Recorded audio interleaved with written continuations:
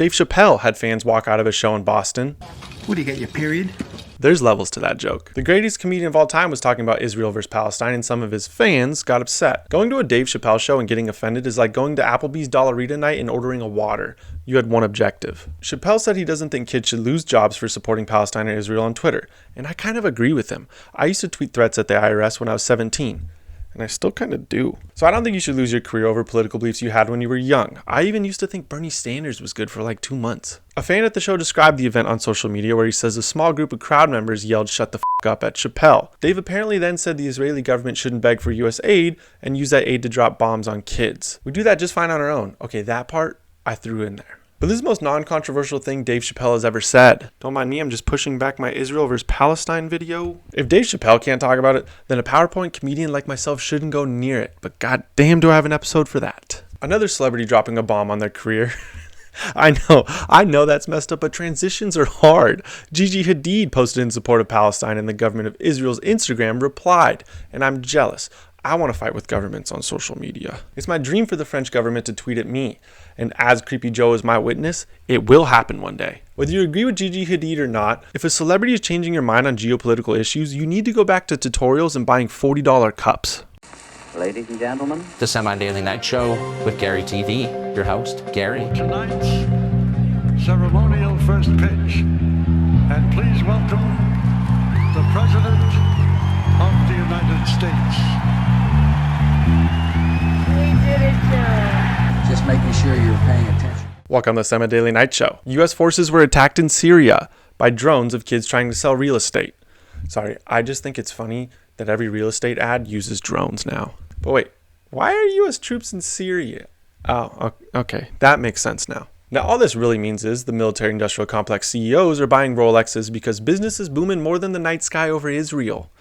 Again, I'm sorry, but this also comes after a U.S. naval ship downed a missile that may have been heading towards Israel, and in show of force and why I don't have free healthcare, the U.S. naval ship downed it before it could reach land. The U.S. is saying they're there to make sure no actor is going to come in and further the escalation. Basically, we're refereeing war crimes now. But like a good referee, we have money on this game. And we're getting involved because the U.S. carried out airstrikes against Syria, and America is back, baby. Get your bro Oakleys on, throw those middle-aged dad propaganda t-shirts, you remember seeing them in Home Depot, and buy the tickets to Jeff Dunham, because it's 2005 again. And it feels like 2005 more every day. New Balances are popular, the 24-hour news cycle is booming, and our president can't form a proper sentence.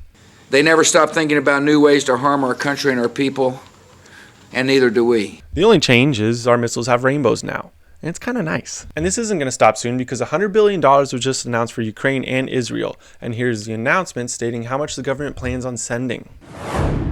$100 billion. Gentlemen, silence. The U.S. government hates peace in the Middle East more than NFL fans hate Taylor Swift, but it's how we make money. Middle Eastern crises are like Black Friday for the American government. We spend all year planning it, and when it's here, we rush as fast as we can to get involved. All we need is a massive hurricane to hit, and we'll really be back in 2005. Oh, shit. I'm sorry, Mexico.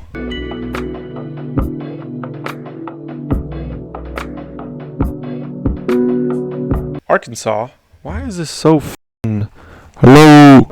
Arkansas banned woke speech. The governor of Arkansas, Sarah Huckabee Sanders, signed an executive order banning woke language from state documents. She released an 8-minute-long speech that looks like a PTA meeting from hell. The speech I mistook for a Bible study group is all about woke nonsense from the League of Extraordinarily Annoying Women that are focusing on banning terms like birth giver and laboring person instead of pregnant woman. Laboring person, to be fair, I thought was just what they called kids walking upstairs in Arkansas, considering 37% of kids in Arkansas are obese. It seems like the childhood obesity rate is a problem that is low-hanging fruit that kids in Arkansas don't eat. The Oompa Loompa generating state has made sure to make this a monumental moment, considering this is an executive order, which is what they call kids' meals at McDonald's there. But this isn't the only obesity problem being ignored. 70% of the U.S. Army is obese, and we aren't ready for Operation Desert Storm.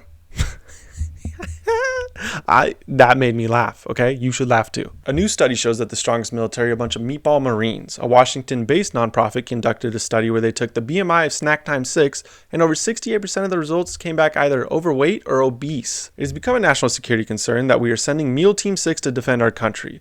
Less than a quarter of Americans between the ages of 17 to 24 could meet the minimum requirements physically and academically to join the U.S. military, leaving the military in a hard situation to increase recruitment numbers of Dunkin' Delta Donut Rangers capable capable of carrying out the elite tasks. So plant a KFC in the Middle East and we'll solve the Israel versus Palestine conflict before it's time for seconds.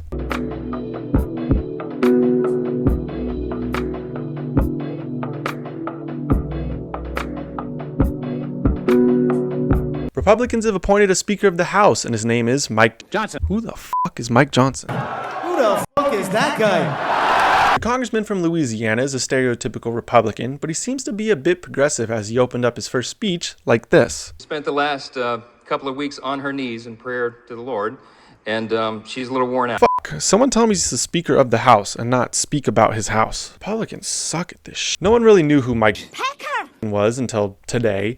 Anytime Republicans do anything, the New York Times doubles their prescription dose of Adderall and increase their word counts with buzzwords public tote bag wearers love to hate, like far right, ultra right, hard right. All to describe the new Speaker of the House, Mike. He wanted to criminalize bedroom activities of gay couples. Not gay marriage, like actually police people's bedrooms, which makes me think his search history is gayer than Forever 21 in Pride Month. Not that there's anything wrong with that, but being so defensive about something, Mike Johnson, makes me think you secretly love Willie. Speaking of liking Johnson, UFC is now sponsored by Bud Light, and all Patty the Batty and Stylebender fans are happy about it. Modelo used to be the beer sponsor of the UFC, but after what was probably a check so big Zelensky showed up to the meeting, the UFC announced that Bud Light is the new sponsor, and people who drink White Claws are the most upset.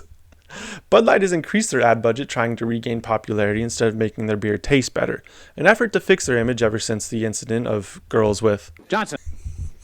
I'm just proud of that joke, okay? Dana White has defended the decision and said it wasn't about money.